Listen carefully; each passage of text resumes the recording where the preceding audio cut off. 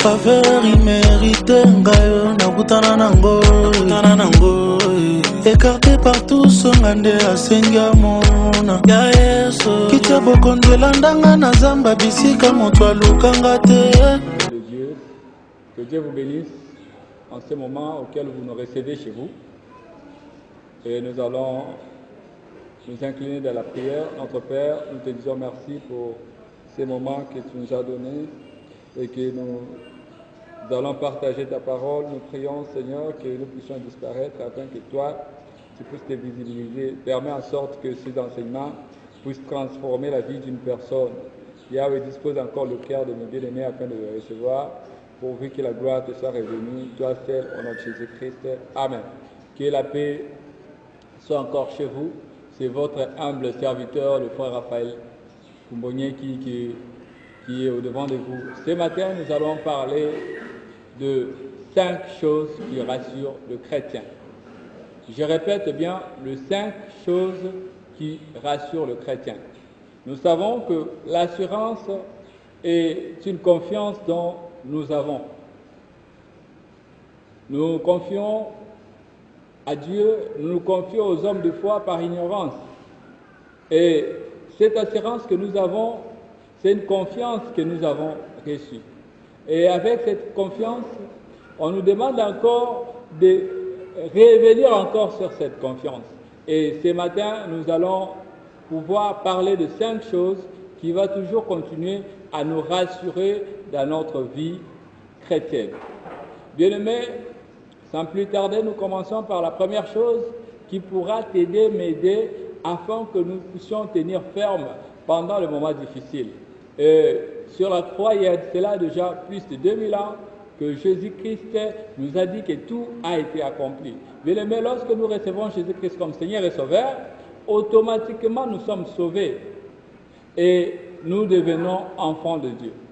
C'est pourquoi la Bible nous dit même dans Jean 1, 12, à tous ceux qui l'ont reçu, à ceux qui croient en son nom, elle a le pouvoir de devenir enfants de Dieu, lesquels sont nés. Bien-aimés, on devient une nouvelle créature à partir de l'acceptation de Jésus-Christ comme Seigneur et Sauveur.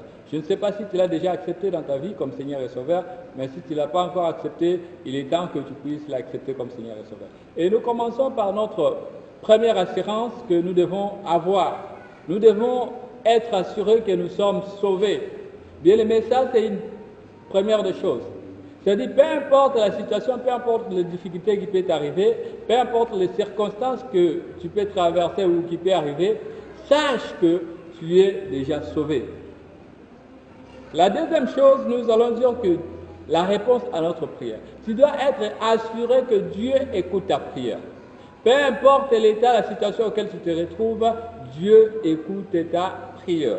Troisième des choses, nous devons être assurés que Jésus-Christ nous a déjà donné la victoire. Il y a cela 2000 ans sur la croix de Golgotha et nous sommes plus que victorieux. Nous sommes vainqueurs. Nous ne combattons plus pour avoir la victoire, mais nous combattons dans la victoire. Et nous disons, quatrième des choses, c'est l'assurance en ce qui concerne le pardon de nos péchés. C'est-à-dire, à chaque fois que nous venons à Dieu, à chaque fois que nous reconnaissons nos fautes devant Dieu, Dieu finit par nous pardonner. C'est ça l'assurance que nous devons avoir en quatrième lieu. Et en cinquième lieu, nous disons que nous devons être assurés que partout où nous conduisons, partout où nous partons, c'est Dieu qui nous conduit. C'est ça notre cinquième assurance que nous devons retenir. Mais on ne peut pas seulement s'arrêter à donner des assurances qui ne sont pas bibliques. Et là, nous allons vérifier dans la parole de Dieu. Nous sommes dans le livre de 1 Jean 5, 12, 11 à 12. 1 Jean 5,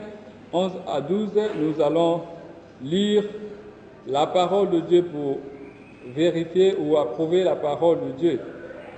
1 Jean 5, 11 à 12. Nous lisons notre Seigneur. Et voici ce témoignage, c'est que Dieu nous a donné la vie éternelle et que cette vie est dans son Fils. Celui qui a le Fils a la vie. Celui qui n'a pas le Fils de Dieu n'a pas la vie. Bien-aimés, la vie dont nous parlons ici, c'est la vie éternelle et c'est le salut. Pour être sauvé, il faut avoir le Fils. le Fils qui est Jésus-Christ. Si tu n'as jamais reçu Jésus-Christ dans ta vie comme Seigneur et Sauveur, bien aimé, tu n'as pas encore reçu la vie et tu n'es pas sauvé. Mais si tu as déjà reçu Jésus-Christ comme Seigneur et Sauveur, tu as la vie éternelle et tu es déjà sauvé.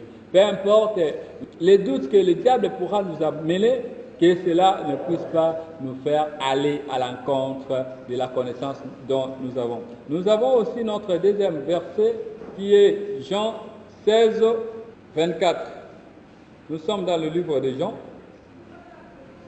Jean 16, 24.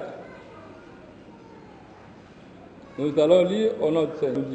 Jusqu'à présent, vous n'avez rien demandé en mon nom. Demandez et vous recevez afin que votre joie soit parfaite. Ici, la Bible nous garantit que si nous demandons quelque chose dans la prière, Dieu finira par nous donner. Et il nous dit encore, jusqu'à présent, on n'a encore rien demandé. Bien aimé, je ne sais pas, tu demandes quoi, mais Dieu te dit, tu n'as encore rien demandé. Demandez afin que ta joie soit parfaite. Pour appuyer notre troisième verset, concernant la victoire, nous sommes dans 1 Corinthiens 10, 13. Aucune tentation ne vous est survenue qui n'était humaine. Et Dieu qui est fidèle ne permettra pas que vous soyez tentés au-delà de vos forces. Mais avec la tentation, il préparera aussi le moyen d'en sortir afin que vous puissiez la supporter. Bien aimé, Dieu nous garantit qu'il n'y a aucune tentation qui n'est inhumaine. C'est-à-dire qu'il n'y a aucune tentation que les gens n'ont jamais observée. Certainement, les tentations peuvent arriver, mais Dieu déjà nous a donné la victoire et il continue à nous donner la force de pouvoir surmonter toutes ces tentations. Et nous sommes dans 1 Jean 1,9, ça nous parle de la confession du péché. Et lorsque nous reconnaissons nos fautes devant de Dieu, Dieu nous pardonne automatiquement. Car la Bible dit, il est fidèle et juste pour nous pardonner et nous purifier de toute iniquité. Proverbe 3, 5 à 6.